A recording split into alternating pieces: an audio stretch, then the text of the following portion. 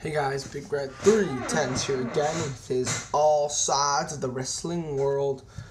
Got a few things to do today. My Death Force Honor series will not be continuing. It will be, but not this week. I thought the pay-per-view was this Saturday. It's not. It's next Saturday. So I got a little more time, so I'm going to spread it out over a few days. And that way, if more matches are announced, even though I'm pretty sure the ones I covered is all that's left, I can get to those. Okay, though, we don't have that much time, though, so let's get to all sides of the wrestling world. Okay, 5 DVDs today, technically 6. I'm going to start with the Big Japan show, because that way it forces you guys to learn about broadening your horizons. Eddie D's. Myself, On Hammer, and Into the Classic G1, and others have commented about this, like, these special people, these people on YouTube who comment on the videos, don't make any videos, but they're very knowledgeable on the subject. They know what they're talking about. They're very smart indie fans, and they help out a lot. Double Cross King was this for a long time until he started making videos. Sean Carlton Lorenzo, I can never pronounce that name, I'm sorry. I know who you are, though. I've known him for a while. Very, very good. One of my favorite subscribers. Also, there's Eddie D's, and Eddie D's posted on my Puro Matches video. You should really check out some Big Japan. They deliver consistent main events for the past few years.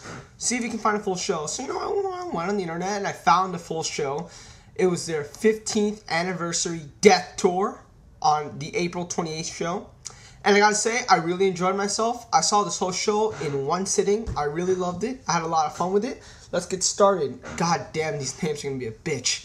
Okay. So first we started off with Taniguchi and Matsuyama versus Benkei and Kamen. This was a very good comedy match, actually. I don't understand Japanese for the life of me, but I thought this was really funny to watch. I was laughing the whole match.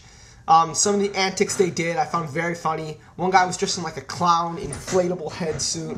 It was really fun to watch, a very fun opener. Not only a great match, but it was really funny. Again, for them to portray a good comedy match to me when I don't even understand the language, that should tell you something. 2.5. Tamura and Yoneyama versus Marcella and Tanny Moose, or Mouse. Help me out there. Please forgive me on the pronunciations. This was a very good women's match. I really enjoyed this. Had a lot of fun with this. I gave it 3 stars.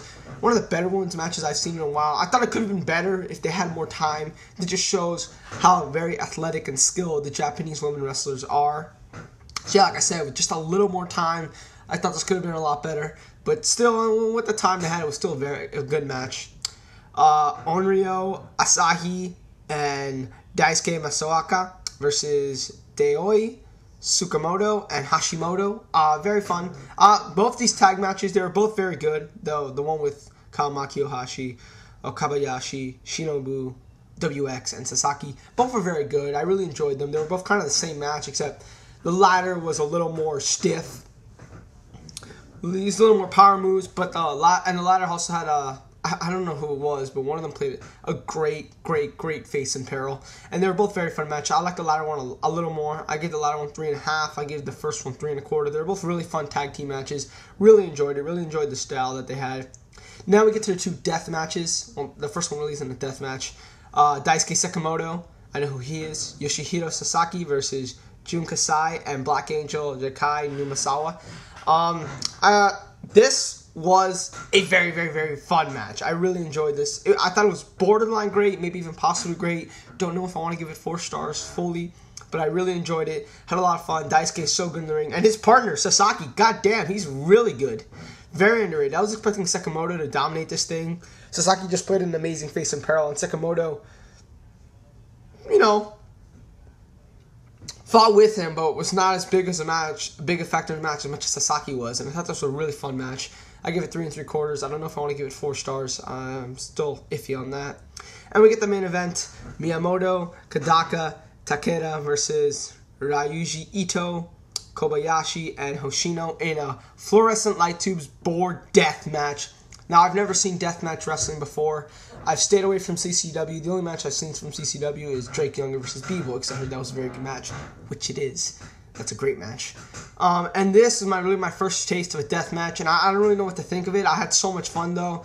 When I mark out, people on Skype calls will tell you this. I just say, oh! Whenever something really cool happened here, I said, God damn! Because I was just like, fuck! The shit, these guys are killing each other. One guy was eating glass. They were destroying each other with light tubes, with board tables, moonsaults, leg drops, frog splashes. One guy did a face plant onto the light tube, which I was like, oh, that was extremely painful. So again, I haven't seen much of deathmatch wrestling, so I don't know what to think of this, but I thought I'm just going to say it was great. I'm going to give it a flat 4 stars because I really enjoyed it. Had a lot of fun with it. I give the show an 8. The double main event is very good. There was a great video package for the Sekimoto match, and I didn't even know who the wrestlers were. Well, besides Sekimoto and Kasai, I didn't know who the wrestlers were. I really liked the video package. The tag team matches were both very fun. One of the best women's matches I've seen in a while, and a very fun opener. That's all the elements of a really good show, of a great show. I'm going to give this an 8 out of 10. Really enjoyed it. Check it out. Big Japan's 15th Anniversary Death Tour, the April 28th show. I'll try to get a link to the IVP video, see if it's up there. If it's not, I'll find somewhere else. Okay, so let's have with that. Raw and SmackDown, I got the Best of Raw tapes, Volume 2 and Volume 3. These are part of the tapes I got from Sanders Robin. These are both very fun to watch. I give them collectively an 8 because I really enjoyed them. I was actually watching them with my brothers because they love this period of wrestling, and so do I. And this was a lot of fun to watch, You get to see a lot of the angles that happen on Raw. Like, I have great now. I've seen all these pay-per-views of 99 and 2000, and I've seen, like, some clips of the famous moments from Raw, but they show also the not-so-famous moments that you might know that might connect a few questions you have on certain storyline plots throughout that period, and I really like that. It was fun to go back and relive through all this, and again, they're very cheap. In fact, I think nowadays you can get Volume 2 and 3 on one set for a DVD, but I really enjoyed these 2 tapes. I gave them both an 8 out of 10. Yeah, collectively I give them an 8 out of 10 because they're just so much fun to watch. They're really cheap too, so recommend. Next we have the SmackDown 10th Anniversary DVD. This DVD is fucking amazing. Well, I'm a SmackDown mark. SmackDown's always been my favorite promotion ever since the start, and I just love getting to relive some of my favorite moments in SmackDown history. I had so much fun with this DVD. The countdown is amazingly awesome. So many great moments, and this is a DVD you can watch over and over again because you will never ever remember all the moments in the countdown. So much fun to watch. The matches aren't amazing. There's only really like one 4-star match, and I can understand that. They didn't really go for great matches. They kind of went for memorable matches that had big important moments in SmackDown history. Matches that I felt were missing: Kurt Angle, Brock Lesnar, Iron Man match, possibly the best SmackDown match of all time. They showed highlights of it. They didn't show the actual match. I don't know why. Maybe time restrictions. And the other 2, TLC 3 and Chris Benoit versus Stone Cold Steve Austin, both for the obvious reason why I wasn't on here, because of Chris Benoit. But they still showed highlights of TLC 3, and you clearly can see Chris Benoit's face. So I'm like, you're going to show him. I can understand Benoit Austin, because that solely focuses on Benoit, but I think TLC 3 wouldn't have been too bad to put on here. Of what didn't belong on here, Jericho China I thought sucked. I thought this had no business being on this match. I did not like China wrestling the men. It was cool to see a woman wrestle a guy in WWE, but she sucks. I'm sorry. Cena Carlito, good moment. Triple H Taz, I thought that should be given more time. I thought this was like this big important match. And so I'm just like, that was good. That was okay. I thought it would be a lot better. Jericho Hogan, in my opinion, is probably Hulk Hogan's best match since 1994. Oh, well, except for his match with The Rock. But Jericho made him look really, really good in this match. Really, really good. Both cage matches with Eddie Guerrero were very, very good. Taker Orton was good. Ray Matt Hardy was one of my favorite SmackDown matches of all time. That match was really fun to watch. Both the debut matches of Orton and Cena were good. Cena's was probably the best debut match of any wrestler ever in the WWE, now that I think about it. And Team Angle versus Eddie Guerrero and Tajiri has one of my favorite endings to any show in the history of SmackDown. I loved that as a kid. I was laughing so hard. And finally, my favorite match in SmackDown history. Not necessarily the best, but my favorite. Edge versus Eddie Guerrero. This match is ridiculous. This could be Eddie Guerrero's best match in the WWE. I truly mean that. You can say his match with Benoit Vengeance 03. You can say his match with Angle at WrestleMania. His match with Brock and No Way Out, even though I think that match is overrated. But in my opinion, this is his best. I've never enjoyed a match so much. I give this 4.25, maybe even 4.5. So much fun to watch. Maybe 4.5 just because it's on SmackDown. But yeah, like I said, not a lot of great matches, but so many great moments through the matches. And there are some matches that, like the cage matches, are both really good. The Cruiserweight match and Edge Eddie Guerrero, definitely must-see match. That's an awesome match. I give the whole set a 9.5. There's so many awesome moments, and the matches were just exactly what they needed to be.